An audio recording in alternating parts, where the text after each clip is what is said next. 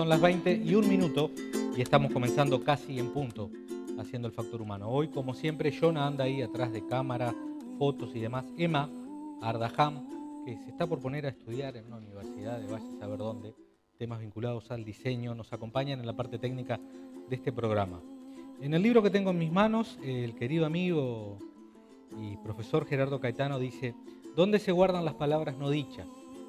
¿Qué pasa con las historias que no se cuentan? ¿Cuál es el límite entre la realidad y la ficción cuando se trata de narrar a corazón abierto los fragmentos de un periodo traumático de nuestras vidas y de la sociedad de la que formamos parte? Hoy vamos a hablar no solamente de este libro, que vamos a tener a dos de sus autores visitándonos, sino de ese periodo traumático, como dice Caetano, de la historia del país. Vamos a recuperar pedazos de la memoria de que todos, por un lado, por el otro, en este país de cercanías, tenemos desparramadas. Vamos a hablar de las razones de la memoria, de qué función cumple esa memoria y por qué hay que protegerla. Y el libro, la cultura en general, vaya si es un vínculo para protegerla. Esto es El Factor Humano, estamos en vivo. Bienvenidos.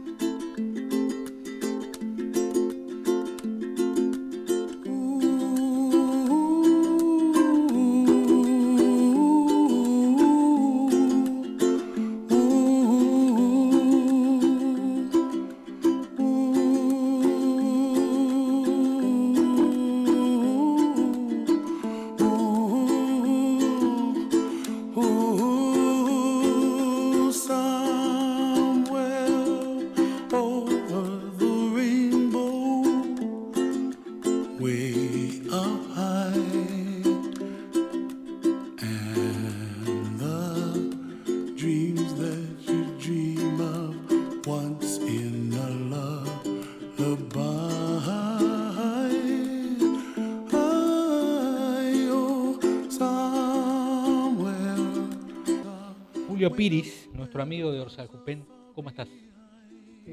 Contento de estar nuevamente acá, donde cuando uno lo tratan bien, siempre está contento en el lugar que está.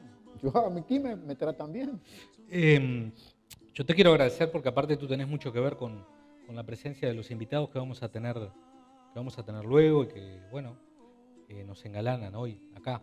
Pero, ¿por qué es importante también para los jubilados y para los pensionistas tener en claro las consecuencias de ese periodo que fue la dictadura en la historia del país? A nosotros nos están llevando de vuelta a hablar de dictadura y fue gobierno cívico-militar. No fue obra de cuatro militares locos que un día se les ocurrió tomar porque no es fácil tomar el gobierno, o sea, la administración de una república y convertirla en otra cosa. Entonces, ahora se está volviendo a hablar de dictadura y nos están llevando a pensar que fue todo originado en la cabeza de unos militares. Nosotros tenemos que recuperar la historia, entre otras cosas para saber, en el caso nuestro de los jubilados tenemos 3 reclamos constantes de cualquier jubilado que vos hables ahora, te reclama por la baja jubilación, te reclama porque no cobra aguinaldo a fin de año y te reclama por la prima por los 70 años.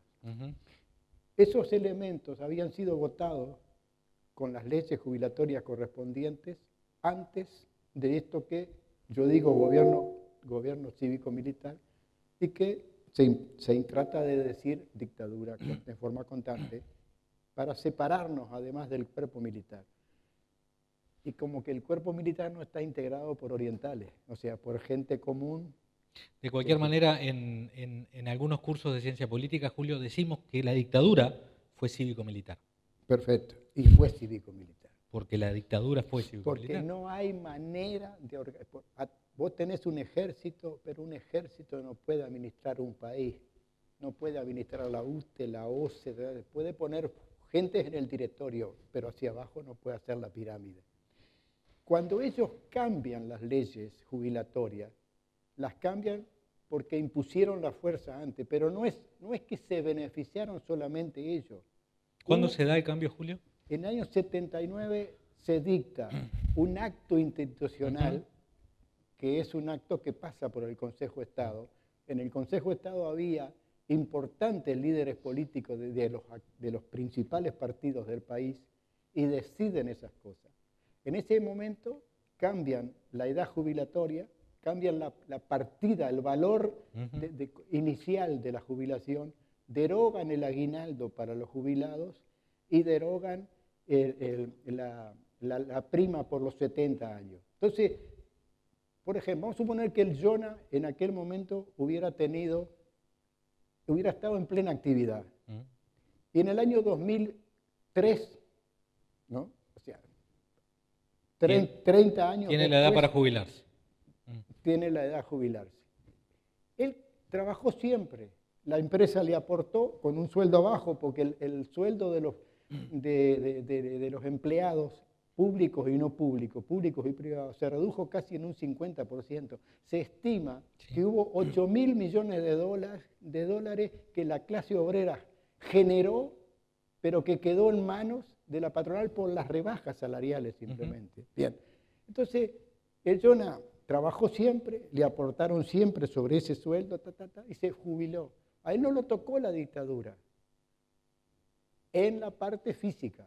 Hoy, en su vida de jubilado, se queja de la jubilación baja, se queja que no percibe aguinaldo y se queja porque está por llegar a los 70 años y sabe que no va a cobrar la prima por 70 años porque pasa el tope, lo pasa por 122 pesos y no lo puede cobrar.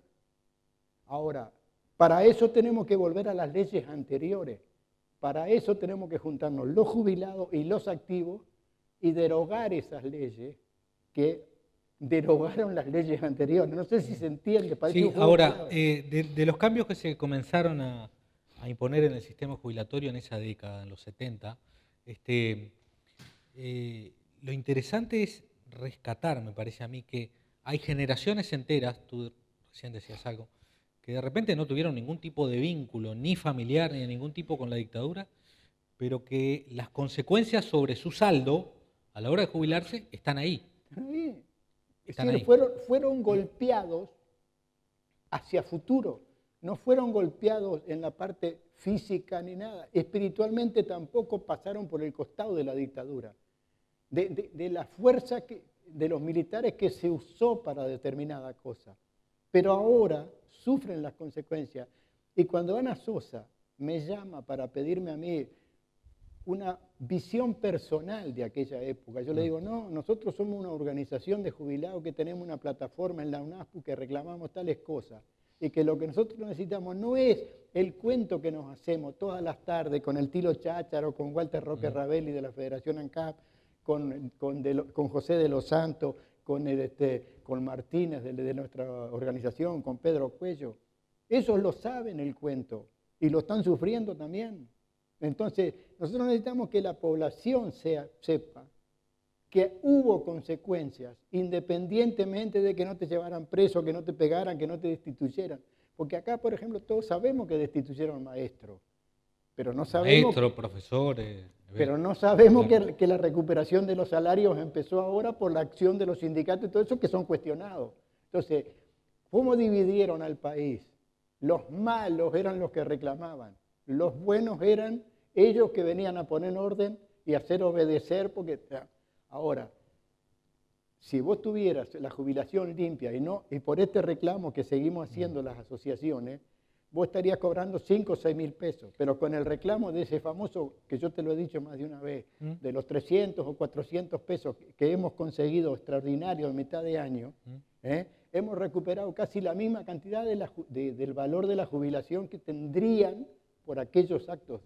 Además, es casi una paradoja, ¿no? Que han pasado, bueno, al menos 3 partidos en el gobierno desde la salida de la dictadura, colorados, blancos, ¿Y el Frente Amplio, y sin embargo, ese aspecto de la seguridad social... ¿Y qué falta, Ernesto? ¿Cómo se llama este programa? A ver si vos te acordás. No, sí, creo que lo tengo presente. Sí. Te lo digo el título. Sí. Falta el factor humano. Eso es lo que cambia las cosas. Es decir, la historia que va a contar Ana es una historia que va a quedar escrita. El libro, pero hubo actores ahí. Estuvo el factor humano interviniendo para que las cosas fueran de una manera. Cuando Ana me presenta en el Museo de la Memoria, que se hace una reunión, me presenta a un compañero que ahora dentro de un rato va a entrar, yo quedo asombrado porque lo agarran con las manos en la masa prácticamente a 2 años y medio de la dictadura, imprimiendo prensa clandestina. Y no me vas a decir que ese hombre no tiene que estar en la conversación nuestra. Es decir, es un protagonista de aquella época que ahora lo cuenta, ¿no? Pero la hizo la época.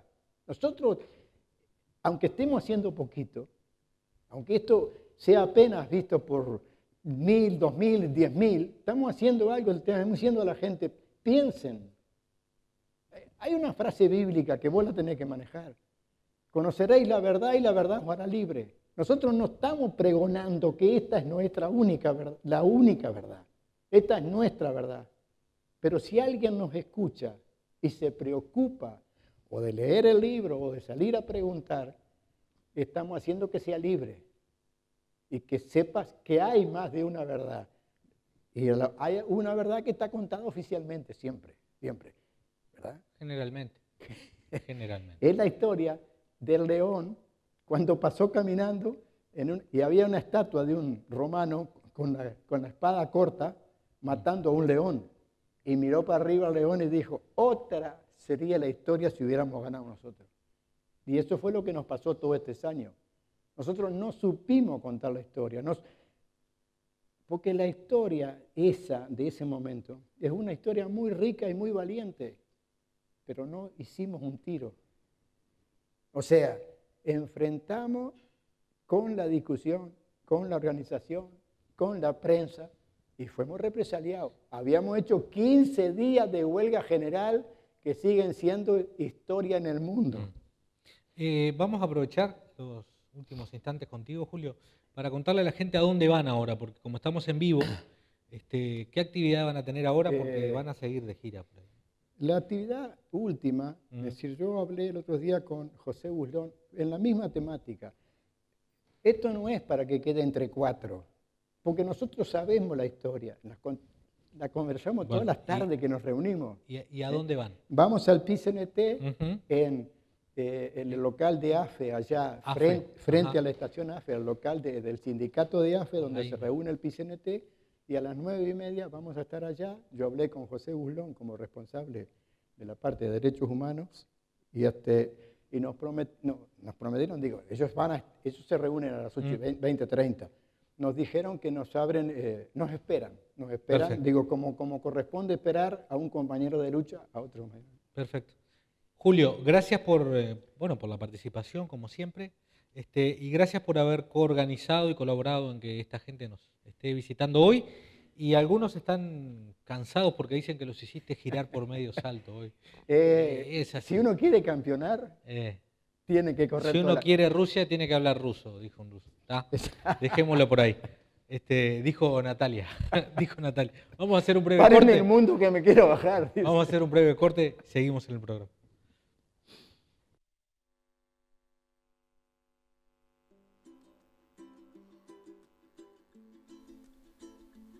La Intendencia de Salto trabaja en la recuperación de calle Diego Lamas, entre Avenida Blandengues y Rodó. Con esta obra en la zona este de la ciudad, se logra la recuperación de 600 metros de pavimento con riego bituminoso, pinturas y señalizaciones. Salto trabaja y crece. Gobierno departamental. En la esquina, te esperamos con una renovada sección de iluminación y electricidad. Equipamiento en tecnología LED, lámparas, tubos, ticro y CAS, lámparas con fotocélulas, plafones, pantallas y colgantes decorativos, artefactos para interiores y exteriores. Además, todo en electricidad. Los mejores productos y precios siempre son de la esquina. Todo el poder de la naturaleza al servicio de su salud. Milton Viera. Probada trayectoria y resultados notables en medicina natural y etoecología. Venta de plantas medicinales y un amplio conocimiento de cómo utilizarlas. Milton Viera y punto. 19 de abril 861. Teléfono 23 704. Si busca seriedad, Boston le da seguridad. Boston es vigilancia, tranquilidad, seriedad y lealtad. Boston piensa en seguridad. Boston le da tranquilidad. Boston cuida sus sueños, cuida su casa, su familia y su hogar. Queridos salteños, les habla el Pai Richard Soto. Bueno, les sugiero, por un mejor tránsito en la vida cotidiana, jugarse el juego de bucio. Relata el pasado, el presente y el futuro. Atiendo aquí en Salto, en la calle Andrés Latorre 260, entre San Martín y Ramírez. Porque el mundo espiritual todo lo puede. Ventus, viajes y turismo, una forma de estar en línea directa con los mejores lugares del planeta.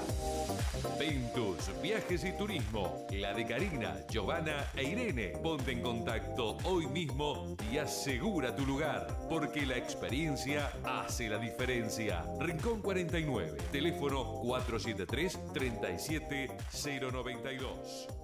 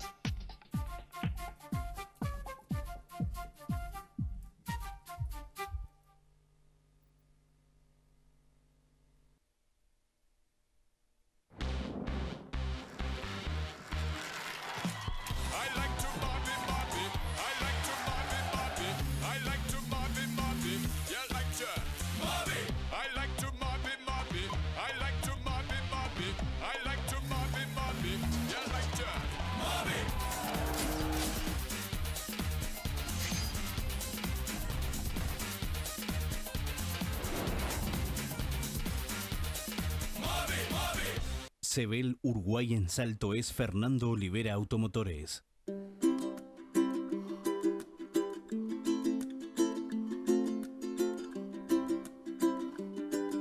Seguimos en el programa. En este segundo bloque nos acompaña Ana Sosa. Bienvenida, Ana. Muchas gracias. ¿Cansada? Cansada. Te tuvieron recorriendo. Me estuvieron paseando por Salto. Sí. Bueno, te agradezco mucho que estés acompañándonos Los hoy. agradecidos somos nosotros. ¿Qué estás difundiendo en Salto?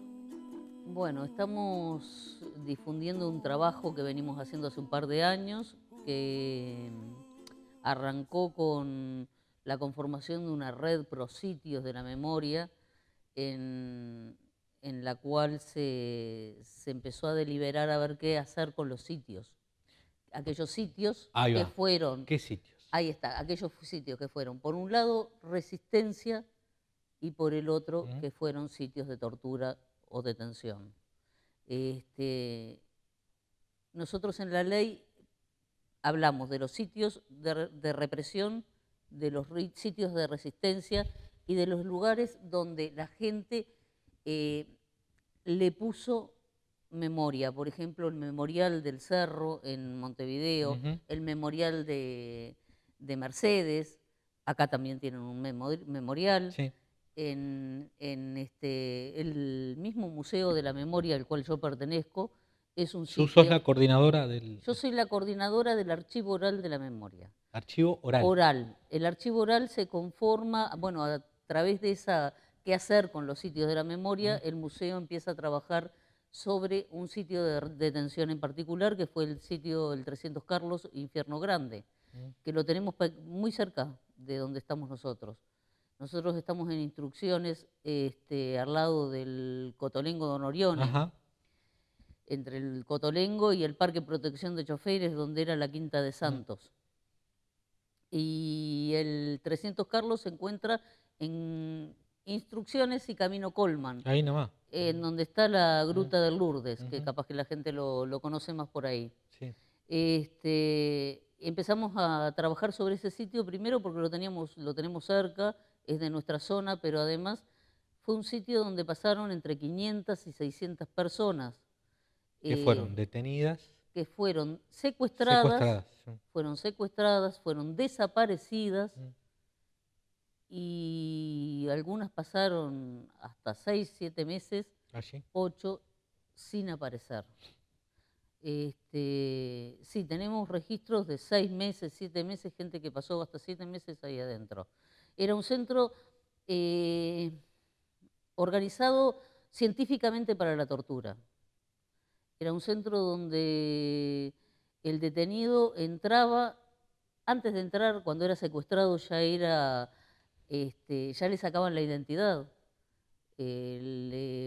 Al ponerle la capucha, ya es el primer paso, ¿no?, de una tortura. Te sacan de tu casa o de donde sea, te ponen una capucha y de ahí dejas de ver, dejas de sentir, tenés que empezar a agudizar otros sentidos que no podés en esos momentos, ¿no? Y lo eran llevados al sitio de detención donde se les ponía un número, segundo paso para sacarle la identidad a un ser humano, ¿no? Te desnudan, te ponen un número y empieza la tortura. Es un lugar muy fuerte, es un galpón de 60 por 40, en el cual juntos llegaron a ver hasta 200 personas. En ese mecanismo de... En condiciones, además, de absoluta fragilidad humana. Totalmente, donde no habían condiciones de nada, digo, no había ni las condiciones mínimas como para poder comer o dormir o ir al baño. Ni siquiera para ir al baño, digo, no estaba contemplado, por supuesto, nada de eso. Estaban sentados, maniotados, y cuando se podían dormir, era tirados en un poncho de esos militar. Y continuamente siendo llevados a la tortura, o estar escuchando la tortura, o estar escuchando radios simultáneas que no permitían ni dormir, ni descansar, ni vendados, maniatados y desnudos. Entonces es un sitio muy fuerte. Nosotros estamos entrando al 300 Carlos, estamos haciendo visitas guiadas al 300 Carlos. Ese mismo sitio está en un predio mucho más grande que conecta varios centros de memoria, ¿no? Porque ahí en ese mismo predio, al costado, está el Batallón 13, donde apareció Fernando Miranda. Y un poco más hacia el otro lado tenemos el centro de comunicación donde mataron a Nibia Zabalzagaray. Entonces es un lugar muy fuerte, es un lugar de memoria muy fuerte. Y bueno, y en base a eso decidimos empezar a armar un archivo con la historia con la historia personal de cada uno de los sobrevivientes. La historia personal desde que se conforman como familia hasta hoy, ¿no? Porque la idea no es estar en el 300 Carlos, sino relatar la historia de militancia y de vida y por qué estos llegaron ahí y por qué están hoy acá, ¿no? ¿Cuánta gente más o menos, con cuánta gente están trabajando? Mira, ¿con cuánta gente estamos trabajando en el archivo? Sí. Tenemos un equipo de unos 6 entrevistadores, 3 camarógrafos.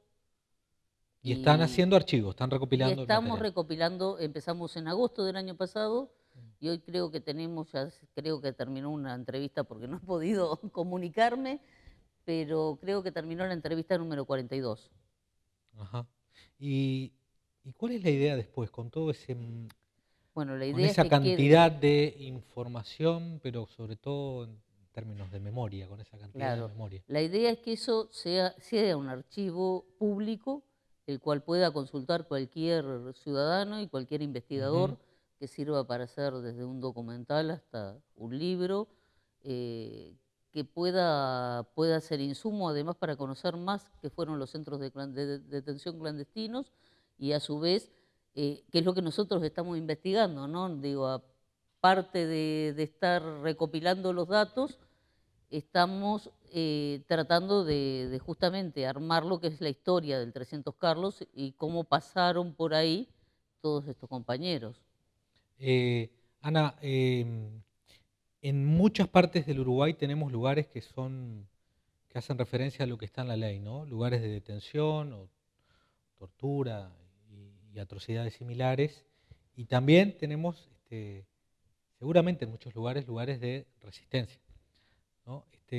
La ley prevé que se le va a ir dando contenidos a esos lugares, ¿no? O sea, que se van a recordar, que se va a colocar algo, pero a su vez, si yo no recuerdo mal, cuando leí que tú me mandaste gentilmente la ley, prevé que en algunos lugares, bueno, la comunidad de alguna manera se tiene que empoderar de esos lugares y decidir qué hacer allí, ¿no? Claro, la idea es también recuperar los sitios de la memoria, sobre todo los sitios que fueron de detención y tortura, y poder en ellos hacer sitios de recuperación de la memoria, sitios donde las escuelas puedan pasar y puedan tener un espacio de investigación y de conocimiento de lo que pasó en el pasado. Los sitios en general van a ser, por supuesto, reclamados por la ciudadanía, ¿no? Por el barrio, por eso también nosotros estamos trabajando con la zona, con los distintos comunales que pasan por allí. Estamos trabajando con las escuelas, estamos trabajando, llevando exposiciones itinerarias. ¿Están yendo ya las escuelas, los liceos? Llevamos exposiciones. Lo que queremos hacer es sensibilizar sobre el tema. Nosotros en el museo recibimos entre 3, 4, 5 escuelas, liceos por día. Van muchos estudiantes de sexto año de escuela y después de cuarto y de sexto año de liceo. Me interesa sobre todo el tema de los adolescentes, de los jóvenes del liceo. ¿Qué reacción tienen? Mirá, es variada la reacción y es después de todo el pasaje que nosotros en el museo tenemos dividido muy didácticamente. El museo está en una sala que es para lo que es el proceso de llegada a la dictadura.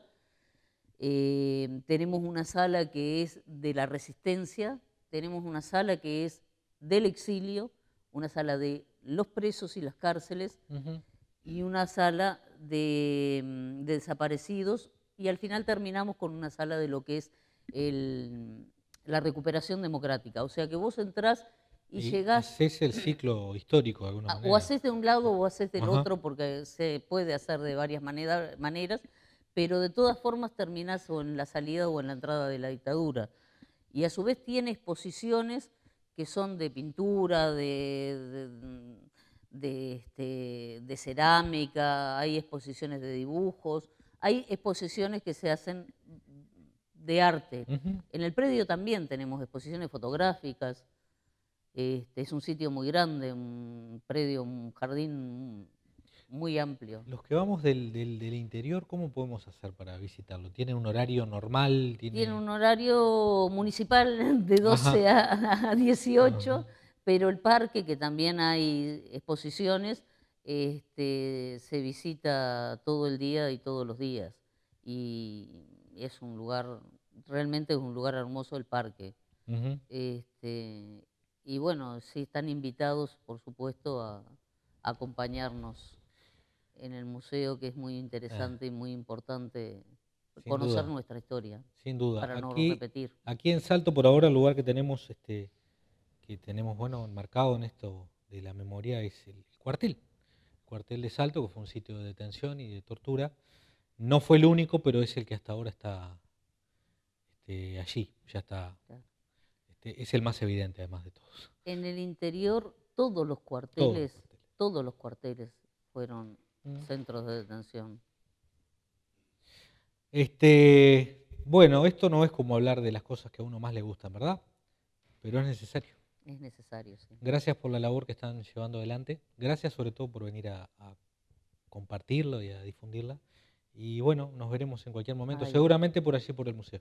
Ahí está, los esperamos y bueno, muchas gracias a ustedes por recibirnos y difundir esto que que a nosotros nos parece tan importante también. Te vas a seguir cansando un rato más porque Piris te va a seguir paseando.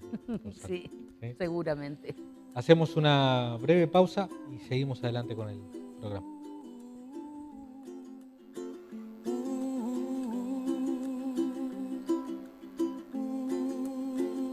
En la esquina, te esperamos con una renovada sección de iluminación y electricidad. Equipamiento en tecnología LED, lámparas, tubos, ticro y CAS, lámparas con fotocélulas, plafones, pantallas y colgantes decorativos, artefactos para interiores y exteriores. Además, todo en electricidad. Los mejores productos y precios siempre son de la esquina. Todo el poder de la naturaleza al servicio de su salud. Milton Viera. Probada trayectoria y resultados notables en medicina natural y etoecología. Venta de plantas medicinales y un amplio conocimiento de cómo utilizarlas. Milton Viera y punto. 19 de abril 861. Teléfono 23 704. Boston, si buscas seriedad, Boston, le da seguridad, Boston.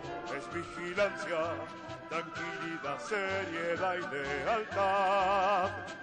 Boston, piensa en seguridad. Boston, le da tranquilidad. Boston, cuida sus sueños, cuida su casa, su familia y su hogar. Ventus, viajes y turismo, una forma de estar en línea directa con los mejores lugares del planeta. Ventus, viajes y turismo, la de Karina, Giovanna e Irene. Ponte en contacto hoy mismo y asegura tu lugar, porque la experiencia hace la diferencia. Rincón 49, teléfono 473-37092.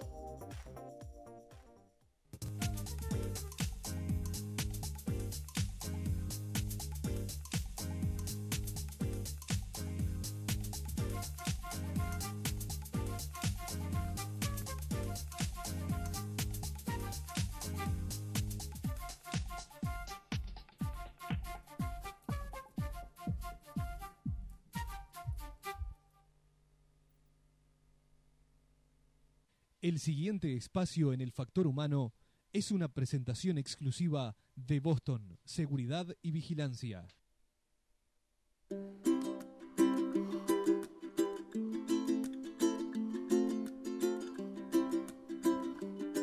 Seguimos en el último bloque del programa ahora. Nos acompaña Carlos La Mancha. ¿Sos de Montevideo, Carlos? Sí. Montevideo. Del Cerro. Sí. Lo dice, lo remarca. Sí. ¿De Cerro o de Rampla? No, del Mancha. No podía ser de otra manera. Sí, la gente inteligente, vio Piris. La gente inteligente siempre así. Y Margarita Stoll, ¿también de Montevideo, Margarita? Bueno, ustedes también invitados por esta cuestión que ha medio que organizado Piris y demás, hoy están compartiendo con nosotros, pero además trayendo este hermoso libro que se llama Las Palabras Guardadas. Bueno, vamos a conversar un poco de las palabras guardadas. ¿Por qué nacen estas palabras? Bueno, mira, nosotros durante mucho tiempo, después que salimos de la cárcel, no hablábamos de la cárcel. ¿Tú cuándo fuiste detenido, Carlos? Yo fui detenido el 3 de noviembre del 75. O sea, en pleno proceso ya. Sí, en pleno proceso, con el ejército lanza el operativo Morgan. Le ponen el operativo Morgan y es contra el aparato de finanzas y de propaganda del Partido Comunista. Destacan 100 soldados a encontrar el lugar donde se imprimía Carta Semanal, que era el periódico clandestino. Periódico clandestino, vocero del Vocero, Partido Comunista. sí, y que al principio sacábamos 10.000 por semana, que es bastante. Sin duda. Y bueno, y tú me preguntaste por qué. ¿Y tú qué vinculación tenías con el periódico concretamente? Yo trabajaba en El Popular. Uh-huh. O sea, en la imprenta del Popular. Era maquinista. Y ya antes, faltando poco para la dictadura, ya sabíamos que nosotros, de cabeza, yo y otro compañero que éramos los que manejábamos las máquinas esas, íbamos a ir a la clandestinidad. Entonces, cuando viene el golpe, pasamos a la clandestinidad. Pensábamos que ya había algo hecho, montado, algo que ya, como se veía venir la dictadura, pensábamos que ya la imprenta estaba hecha y que nosotros era ir y empezar a imprimir. Y no había nada. La máquina estaba en un gallinero, a la intemperie. Pero estaba camuflada. Camuflada por las gallinas, que tuvimos que sacarla de ahí y buscar una casa que tuviera las características necesarias para hacer esta tarea. Compramos la casa y mientras el compañero que estaba conmigo y la compañera se dedicaban con otro grupo de personas que yo no conocí, a hacer la tatucera donde iba a ir la máquina, que era abajo de una pieza, de un dormitorio, abajo, que llevó mucho tiempo, hacer eso llevó meses. Yo me dedicaba a armar lo que iba a ser la cobertura. O sea, esa casa tenía que producir algo. Entonces aprendí a hacer cajas de cartón, cajas de zapatos de cartón, y vendíamos. Así, compramos máquinas. Hacían finanzas. Hacíamos finanzas, pero relativamente, porque nos pasábamos imprimiendo. Sí. Pero era la cobertura que teníamos y vendíamos las cajas. Y bueno,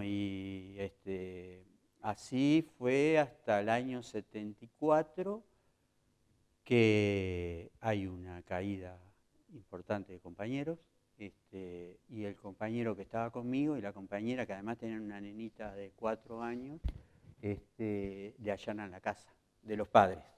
Ya tenían el nombre de él. Entonces lo tienen que sacar clandestino de noche por el río Uruguay hacia la Argentina. Y quedo yo solo en la casa. Él cuando se va me dice, mirá que tienen que tener también tu nombre, porque éramos los dos que trabajábamos en el Popular. Si me tenían a mí, te tienen a vos. Pedí para que te saquen. Entonces, yo tenía 23 años.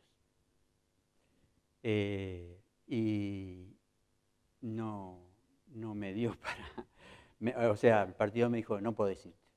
Porque si vos te vas, nos quedamos sin maquinista, no queda nadie en la casa. No hay quien imprima. No hay quien imprima, te tenés que quedar. Y me quedé.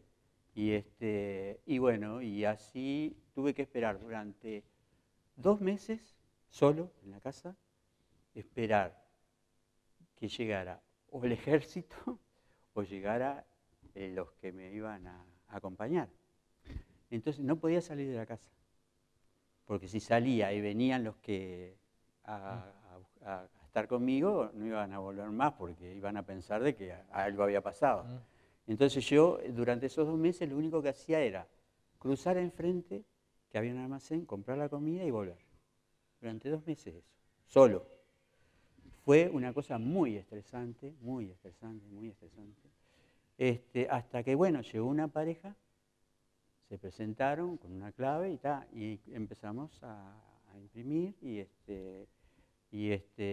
bueno, nosotros imprimíamos.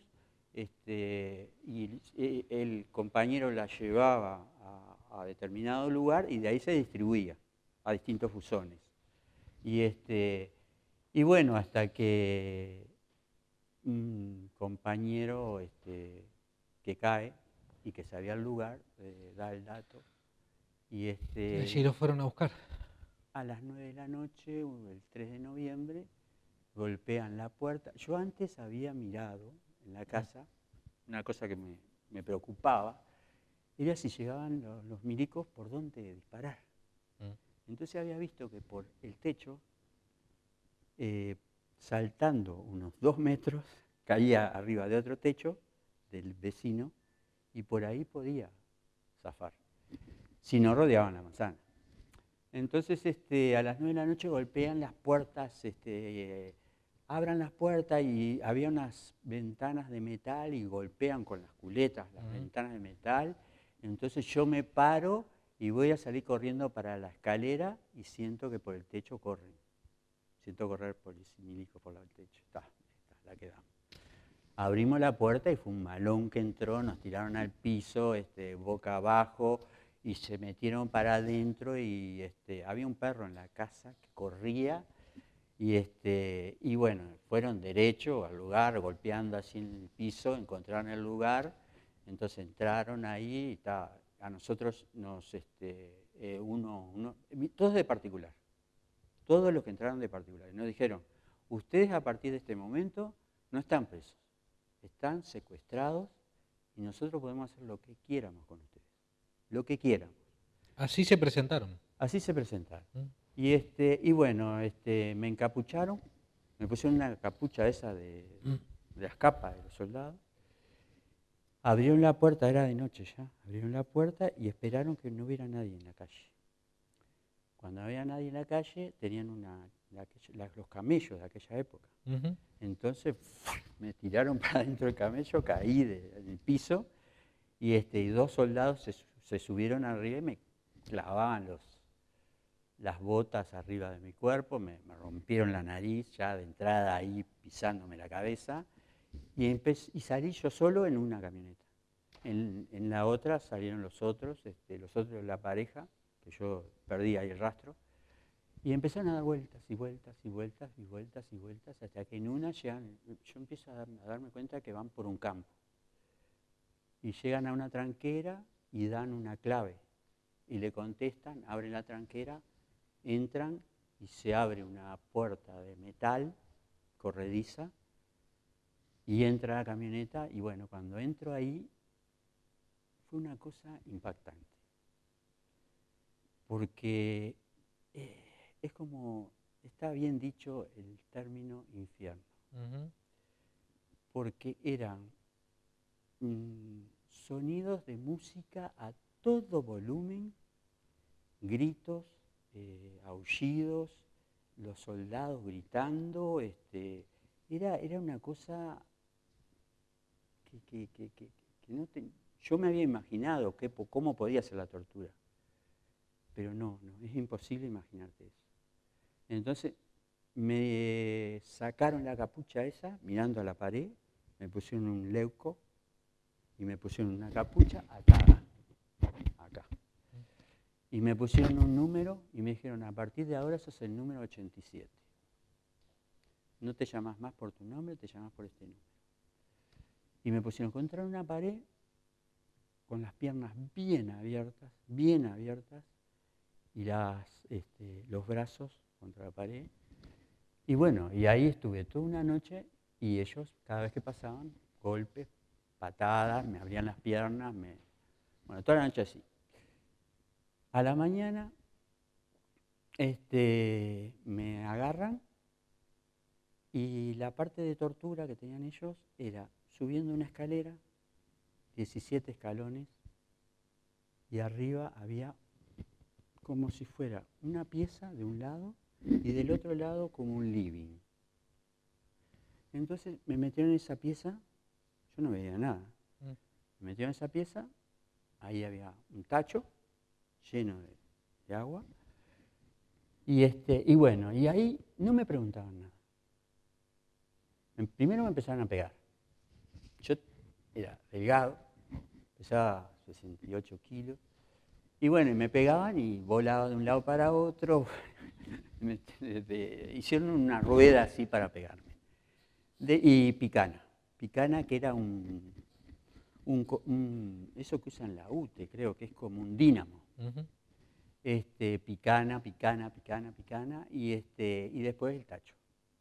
Entonces el tacho era, me metía en la cabeza con la capucha atada. Entonces el agua no era agua, era vómitos, era una cosa espesa, era horrible. Bueno, me aguantaban ahí y hasta uno empieza a ver todo rojo, todo colores de todo tipo, me sacaban y cuando me sacaban me pegaban en el estómago y me metían de nuevo. Y así me sacaban, cuando yo quería respirar, ¡pah! Y además yo quería respirar y la bolsa no me dejaba respirar. Entonces, y además picana, cuando estaba mojado. Y entonces lo otro que me hacían era el teléfono. Te golpeaban los oídos. Entonces eso era como que te estallaba la cabeza. Y bueno, y fue hasta que me desmayé, sin preguntarme nada. Me llevaron para abajo y me tiraron un colchón. El colchón yo no te puedo decir lo que era. Era sangre, vómito, materia, orín, todo. Además, adentro había un olor fétido, un olor penetrante que era horrible. Bueno, de ahí, después que me recupero un poco, al otro día, de nuevo para arriba. Y ahí sí me empiezan a hacer preguntas. Yo tenía un problema que mis padres eran comunistas. Y a mí como que me prepararon para esto. Mi padre me quería poner en la escuela, en el liceo militar, para que yo fuera un comunista militar. No pudo ponerme porque murió antes. Murió cuando yo tenía 8 años. Y bueno, y mi madre me decía que no había que llorar. No había que llorar, que los hombres no lloraban, menos los La Mancha. Entonces yo no lloraba, yo me reía, pero me reía de los nervios. Y entonces a ellos les daba más rabia y más me pegaban. Y yo les decía que me reía de los nervios, que no podía llorar, que me reía. Y bueno, y ahí estuvimos... ¿Cuánto tiempo estuviste en esas...? 23 días y después 3 días más. Porque después que me sacaron me trajeron de nuevo. 23 días, donde de los 23 días, yo te puedo decir que 16 días, o la mitad más o menos, estuve consciente. La otra mitad estuve entre consciente y subconsciente. Era una cosa que además se me infectó la vista, porque además perdí los sentidos. Con esto perdí la audición. Con los leuco, la goma, con el agua, me infectó los ojos. Y los brazos con las esposas se me durmieron las manos. Y perdí los sentidos. Y bueno, y ahí yo en un momento digo que, porque me salía un líquido, de a poco fui abriendo, cuando me tiraban el colchón, fui abriendo acá y me salía como un líquido espeso de los ojos y me ardía una cosa impresionante. Entonces había un guardia que era el bueno. A todos nos decía Carlitos, a todos. Entonces venía Carlitos, no te hagas reventar, Carlitos, decile lo que tenés que decirle, mirá que de acá no salís, mirá que acá te pueden tener un año, no salís de acá sin haber hablado. Y yo decía que yo no sabía nada, que a mí me pagaban por imprimir, yo no sabía nada. Y bueno, entonces yo a ese que venía así muy Carlito le dije, mirá, tengo infectados los ojos, me sale pus. Y entonces él miró y me llevó al baño y se ve que llevaron a un médico. Entonces me sacaron la capucha, me sacaron el leuco, pero cuando abro los ojos tenía como 6 focos enfocándome los ojos así y una persona atrás para que yo no le viera la cara. Aquello fue una cosa que la vista sentía acá el dolor.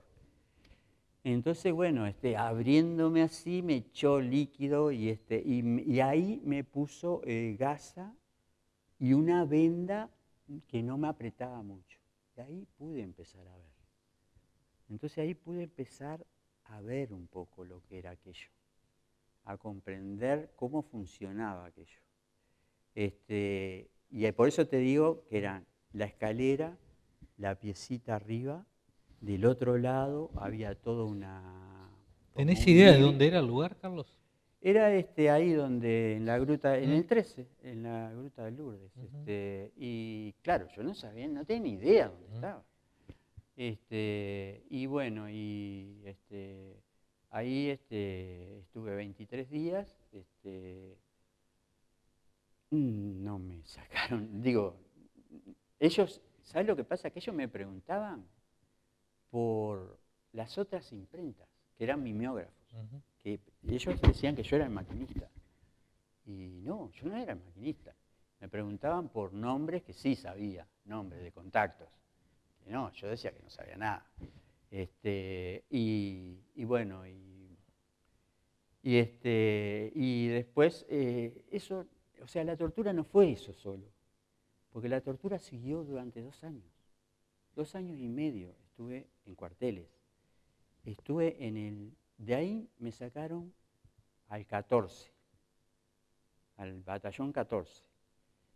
En el batallón 14 nos bajaron, éramos 16, 15 hombres y una mujer. La mujer que había caído conmigo, el otro que había caído conmigo, y todo hombres, solo una mujer. Entonces nos llevaron al baño y nos manguerearon. Nos manguerearon a todos, que íbamos desnudos, y nos dieron ropa de ellos, pero ropa deshecha. Entonces nos sentaron contra una pared, sentados en el piso, con las piernas apretadas contra la pared, las manos así, vendados, atados, y nos tuvieron una semana así, sin dejarnos dormir. Pasaba un soldado, los soldados tenían una hora de guardia. Pasaba el soldado y pegaba en una pared que había, una mesa que había en el medio así, pegaba con el garrote en la mesa y pegaba en la cabeza a un compañero. En la mesa y en la cabeza a otro compañero. En la mesa. Entonces, ahí yo deliré totalmente. Mi cabeza, no. Y porque no nos dejaron dormir durante una semana. Carlos, ¿hasta qué año estuviste detenido? Estuve detenido hasta el día del liberado, pero no fue, fue el 16, creo, de marzo, el 13 de marzo del 80. 13 de marzo del 80, que es el día del liberado, porque fueron los últimos liberados, pero yo salí ese día. Pero yo estuve en La Paloma 2 años. Y estuve 6 meses desaparecido, que mi familia no sabía dónde estaba. Hasta que me procesaron. Me procesaron por asociación subversiva, que era entre 3 años y 16 años. Podía tocarte 3 como te podía tocar 16. El abogado, que era un militar, prácticamente me interrogaba. Y bueno, cuando iba a tener visita ahí en el 14, pues en el 14 después mejoran las condiciones, después que nos procesan. Y nos iban a dar visita. En el momento que me van a dar visita me trasladan para La Paloma. O sea que no tengo visita.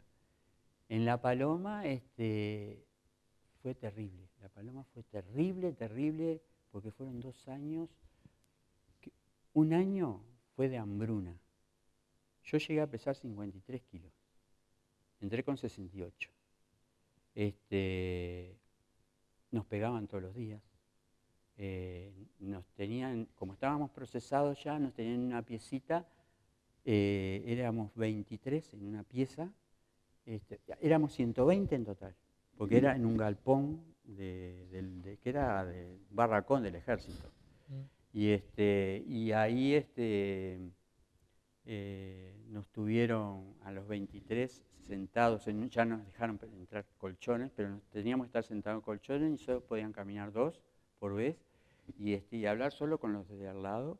No teníamos nada para hacer, nada para hacer. Lo único que nos dedicábamos a hacer era matar mosquitos y jugábamos a matar mosquitos porque nos cocinaban los mosquitos, se abrían las ventanas y bueno, y ahí nos tuvieron hasta que nos empezamos a caer. O sea, nos parábamos y nos caíamos.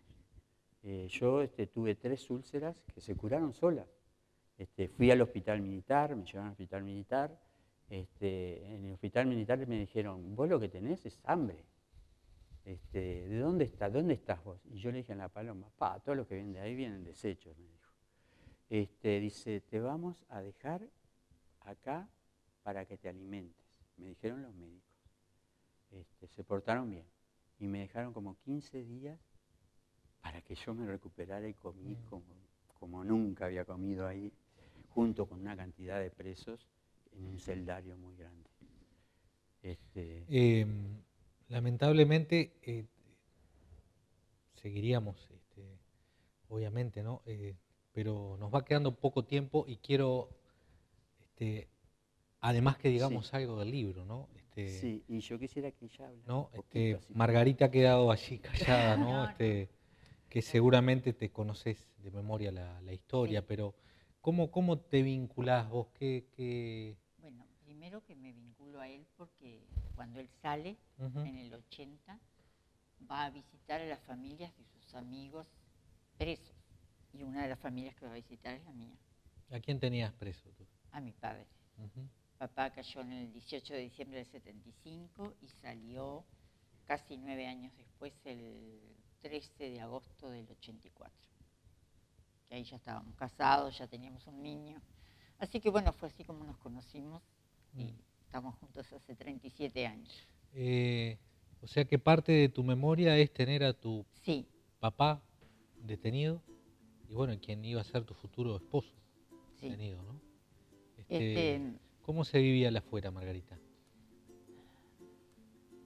El afuera era, yo cuento ahí en el libro que era como estar nadie hablaba de que, uno no se animaba a decir que tenía una persona detenida. Nadie sabía lo que era ir al penal de Libertad, nadie sabía lo que era ir a los cuarteles. Yo todo eso relato ahí en el cuento, ¿no? Porque cuando se llevan a papá, nosotros vivíamos con mi tía en una casa alquilada. Papá era en realidad el que solventaba todo, él era práctico de puerto, era un marino mercante, no era militar. Y entonces ahí nos tenemos que mudar a una casa y mi madre decide ir a la casa de mi abuela, que estaba sola. Ahí habían agarrado a mi padre y a un compañero que estaba con él, el 18 de diciembre, porque él había prestado esa casa para algo del partido, entonces se lo llevan de ahí. Cuando mamá va a pedir permiso para ir, le dicen que tiene que ir al ESMACO, que es una cosa que existía, bueno, para la gente que no sabe, militar, que había... Y mamá dijo que no, que ella no iba, a pesar de que era una persona... Yo le he preguntado ahora, después del paso de tantos años, cómo ella logró tomar todas esas decisiones. Ella dice que ella siente como que salió dentro de ella una persona que siempre estaba protegida por papá, viste, que tenía todo. Y entonces ella tuvo que sacar adelante a nosotros. Éramos jóvenes, éramos ya adolescentes, ¿no? Mi hermano y mi hermana y yo somos 3. Ahora, las 4 mujeres con mi tía nos vamos a vivir a esa casa. Entonces mi relato es sobre eso. Memorias hay muchas. Este libro, que surgió por las denuncias del año 2011, que empezaron a hacer las mujeres por las violaciones y que después hicieron todos. Yo me presenté al juzgado en nombre de mi padre, habiendo hablado con mi familia, ¿no? Vos no sabés cómo reaccionaban los actuarios que nunca habían tenido denuncias de ese tipo. La actuaria que yo hablé y le conté, bueno, que mi padre estuvo secuestrado todos los primeros meses y que íbamos de cuartel en cuartel buscándolo. Vos te dabas cuenta que esa gente no estaba preparada para todas esas cosas y las cosas que les contaban ellos, ¿no? Es que ningún ser humano debería estar preparado para Claro, eso. pero... Y lo peor es que nos pasó. Claro, y y que nos que pasó a mucha gente no nosotros. sabe. No les pasó a ugandeses, perdón de los ugandeses, ni a, Sí. nos No, pasó claro. a nosotros, a los uruguayos. Sí. Son todas Y pequeñas historias que están ahí Ujú. relatadas, pero que tratan de despertar otras historias que hubieron. Ujú. Mis sobrinos, que los han leído, mis hijos, dicen, pero yo no sabía esto, no sabían, eran chiquitos, y y si ellos quieren que les contemos, imagínate, bueno, se ha despertado que se nos ha acercado gente, jóvenes y gente a preguntarnos, a decirnos que está bueno que contemos eso. Mucha gente que no sabía. Yo supongo que, lamentablemente nos quedamos sin tiempo, pero yo supongo que compartir el dolor capaz que ayuda a exorcizarlo un poco también, ¿no? Sí. Sí. En que de alguna manera nos asumamos como comunidad también en el dolor. Nosotros en el 2011 fue cuando recién empezamos a hablar del tema. Hasta el 2011 yo no había nunca hablado de lo que había pasado así. Digo, había hablado que había estado preso, por supuesto, pero de la tortura y todo lo que nos habían hecho no había hablado. Y a raíz de la denuncia, que además quiero decir una cosa, la denuncia la hicimos en el 2011, estamos en 2017. El expediente está trancado con chicanas que ponen los abogados de los militares, que son la hija de Gabazo y la hija de Arab, que son abogadas, y que cada chicana que ponen son un año que demora. Y desde el 2011 hasta ahora no hay hay 300 denuncias además, no solo la nuestra, y no hay ni un solo torturador preso. Y eso es un debe, porque viste, cuando la justicia demora, no es justicia. Sin duda. Yo les quiero agradecer mucho Te por estar, agradecemos a ti. por compartir esto. Y bueno, que corra y que incendie lo que tenga que incendiar. Nosotros estamos en eso, que queremos que y bueno, movilizar a la gente. Muchas gracias. Seguramente la gente que nos está acompañando del otro lado está tan conmovida como nosotros. Pero bueno, nos pasó. Y aquí estamos. Muchas gracias por compartirlo. La gente lo va a poder conseguir en las librerías de Salto. Cómo no. Se llama Las Palabras Guardadas, no se lo pierdan. Y nosotros ahora vamos a ir al CNT y vamos a llevar libros. Y van a llevar libros. Bueno, también va a haber varios por allí que lo tengan entonces. Gracias, Margarita. No, por favor. Gracias a ti por todo. Saben que tenemos las repeticiones que se dan el fin de semana y durante la semana, que están en las redes sociales, el canal de YouTube. Así que bueno, en un programa especial lleno de memoria. Gracias por acompañarnos. Hasta la semana que viene. Este espacio en el Factor Humano fue una presentación exclusiva de Boston, Seguridad y Vigilancia.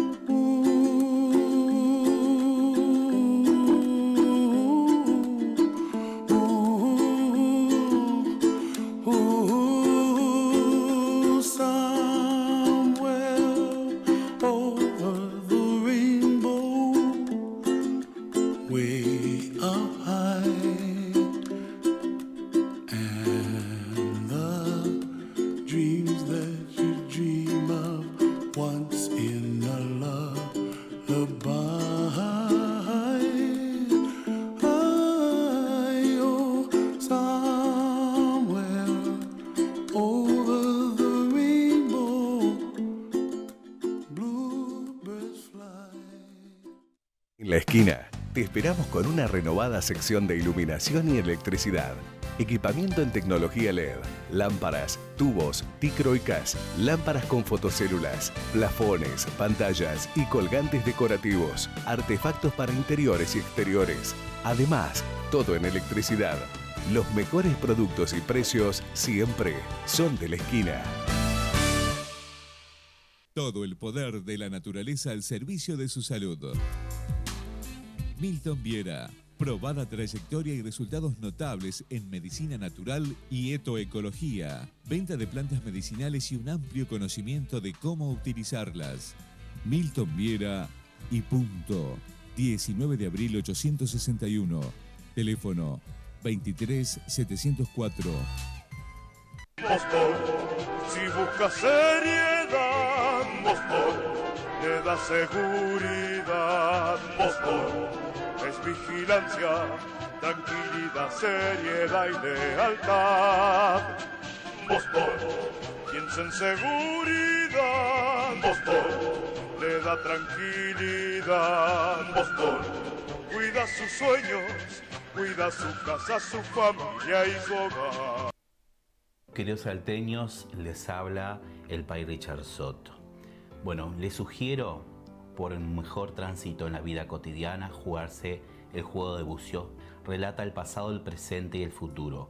Atiendo aquí en Salto, en la calle Andrés Latorre 260, entre San Martín y Ramírez. Porque el mundo espiritual todo lo puede. Ventus, viajes y turismo. Una forma de estar en línea directa con los mejores lugares del planeta. Ventus, viajes y turismo. La de Karina, Giovanna e Irene. Ponte en contacto hoy mismo y asegura tu lugar, porque la experiencia hace la diferencia. Rincón 49, teléfono 473-37092.